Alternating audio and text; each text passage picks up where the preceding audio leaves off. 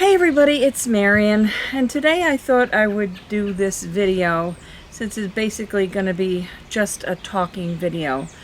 I have new shirts and some things that I want to show you, but I think I'll do that in another video because this video is, as the title says,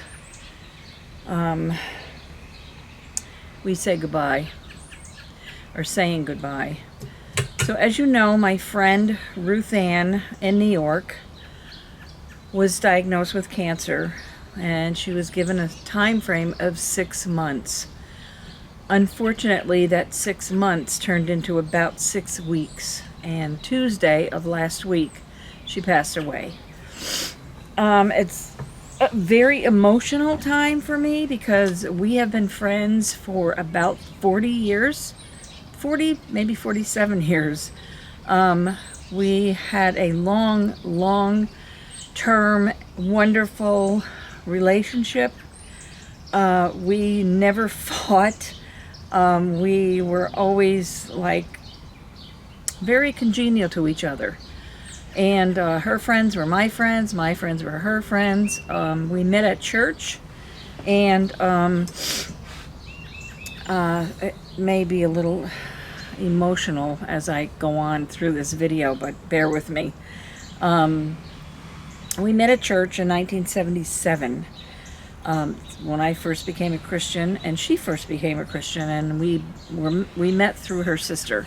Anyway, so through the years we have been friends. We've gone on trips together, I think it was around 1982 where she met her husband, Bruce. That was a funny meeting also. She was a pen pal with him. He lived in Canada. He's an American Indian living in Canada, and she picked him up, not picked him up, but in her store, she was looking at the classifieds on her store. You know, they have a board where all these classified ads are, and there was an ad for a pen pal for this Indian gentleman in Canada, Alberta, Canada. And so she picked it up, took it home, wrote him a letter, and they wrote for like, I don't know, 6 months. He came to the States and met her family, and while he was here, they married, or there in New York. Yeah, she was in New York, and so they married, and then she moved to Canada with him, and for 10 years they lived in Canada. So for 10 years we spoke, but we weren't, you know, that close in proximity. So we wrote letters, cards. She called, I called, and then they decided to move. 10 years they decided to move back to New York. So from that time on, we became even closer. And then I met and married Nathan, and we had the RV. And when we traveled, we stopped in New York, and we met up with her. We went to the Saratoga racetrack. We went to Lake George. We did a lot of stuff with them. And then she came here. Her and Bruce came here. I am really running through these years very quickly because I don't want to make this video long and drawn out. But anyway, she was here in 23 of May, and it was her birthday. And Ruthanne was a type of a person that never met a stranger, and also she did not like to waste time. She filled every single minute of the day with something to do.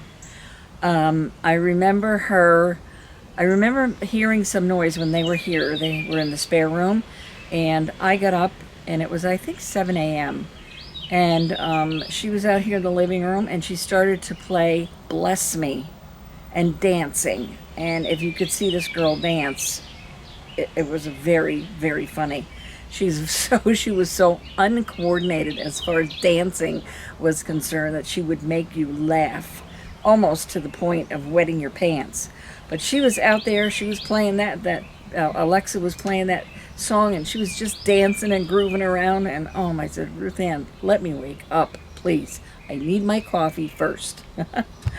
Oh my gosh! So that was one thing, and then when she came, she had plans for each and every day when she was here. One day she was going to make a wreath. And the same day we went to Michael's. We got the wreath stuff. We came home. She had planned on us making tie-dye T-shirts.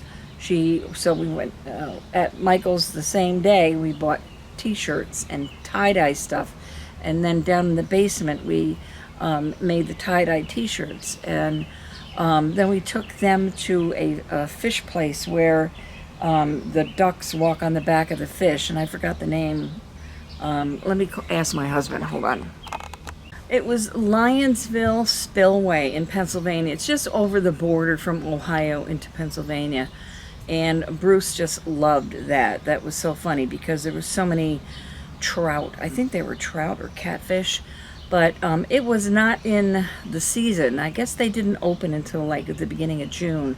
But they were still there. And there weren't as many fish. And they didn't have any food available. So we just walked around and watched them, and then we stopped at this little place for lunch, and then we came back, and then Ruthanne was not a TV watcher. She did not watch a lot of TV.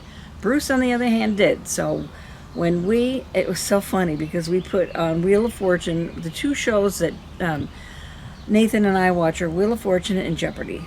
Wheel of Fortune is Nate's favorite, and mine is Jeopardy, but I love Wheel of Fortune. And so we would watch that. She would sit on the couch and she'd face us instead of the TV, and we'd talk while the programs were on. So that was one of the little idiosyncrasies of my friend Ruthanne. But what else? So they drove from Albany, New York, or Rexford, New York, which is near Schenectady, to Ohio, and they couldn't do the 8 hours together, so they stopped. 4 hours, they'd stop and stay at a hotel, and then continue the 4 hours the next day. We, on the other hand, went to New York. We did the whole 8 hours, and it wasn't a horrible drive because the weather was nice and the roads were good, but still, 8 hours on the road is tough. Anyway, I digress. So let's see what else. So anyway, we had a great time with them. We had met them also at one point. She had called me up and said, we're going to Hershey Park. She says, and it's halfway. She says, for me and halfway for you. So why don't you guys meet us at Hershey Park and we can have the weekend together? And like, Nate was all right away. He said, of course. So we did. We drove to Hershey Park. We spent some time with them, and then we drove back home, and of course we had our Halloween candy. And that's all I'm going to say about that. But anyway, so yeah, Ruthanne was the type of a person who loved Jesus. We're both Christians, and those of you who watch my channel know that I don't hide my faith, and she doesn't hide her faith either.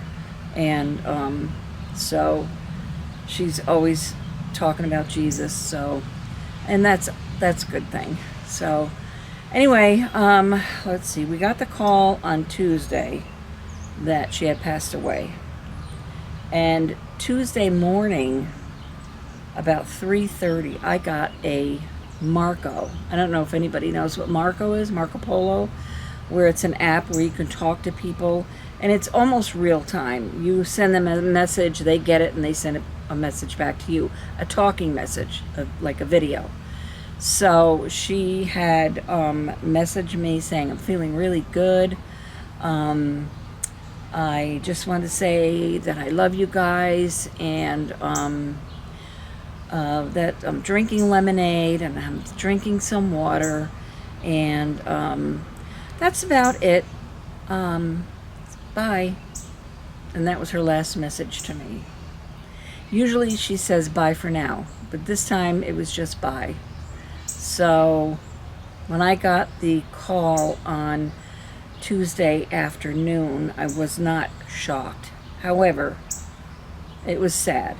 I was very sad. I'm still sad. And so I told her friend that called me, I said, make sure you tell me the services and everything. So she sent me another message the next day and said services are Friday a viewing from 6 to 8, and Saturday is the funeral in the cemetery. So Nathan and I discussed it and said, yes, we have to be there. So we got in the car on Friday morning, because I am not one, I want to remember my friends, my family, the last time I spoke to them in real time. I don't want to look at them in a casket. And this might sound pretty, not gross, but just, I don't know, whatever it sounds like. I don't want to see them laid out like that, because it's not natural. It's not a natural look for them. I want to watch them or see them. Even though Ruthanne was, drawn out and gaunt, she was talking to me. She had expression. It was her natural look. And I didn't want to see her in the unnatural state. So I opted for leaving our house early on Friday morning and reaching Rensselaer, New York around 4:30, 5 o'clock. And that's what we did. And then I took Nate to a place I used to eat at, a fast food place called Jean's Fish Fry. And it's right there by the church and by the hotel that we stayed at. And I was hoping that the fish fry was going to be the same as it was when the last time I had one, which was a long time ago. And it was delicious. And while we were there, some kid came in with his mom, and the mom said, we were driving by, and my son said, that's Nate, that guy Nate, that's him. And as we were getting out of the car and into the restaurant, this child saw him, so she had to stop by and get a picture with Nate, with her son. So that was interesting. You never know where you're going to be when somebody recognizes you. It's just funny. So anyway, then we went to the hotel, played some Skippo, went to sleep. Next day was the ceremony, which was the celebration, which was 9 to 11, or 9 to 10, and then from 10 o'clock, we went to the cemetery. So the service was beautiful. Ruthanne planned everything right down to the last detail. She had scripture that she wanted read. She had 3 songs she wanted played. Her sister was there, and her sister's husband. It was hard because Bruce was pretty broke down. That's her husband. He was pretty broke down, but all in all, it was a very good, very beautiful, very, you could feel the presence of the Lord there. It was just if you could say, a beautiful service, beautiful celebration of life for my dear, dear friend. And so then we went to the cemetery, and that was also, it was beautiful out there with trees. The weather was perfect. There was her cousin sang Amazing Grace, and that was beautiful.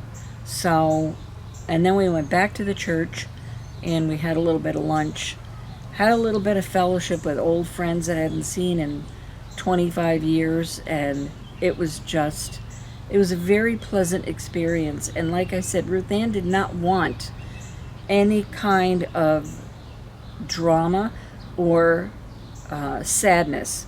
Although we were sad, but we knew where she was. She knew where she was going, and we know where she was going also.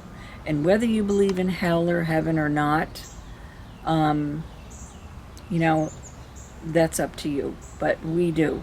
We certainly do. And we know when we pass from this life to the next life that it's going to be a whole brand new scenario.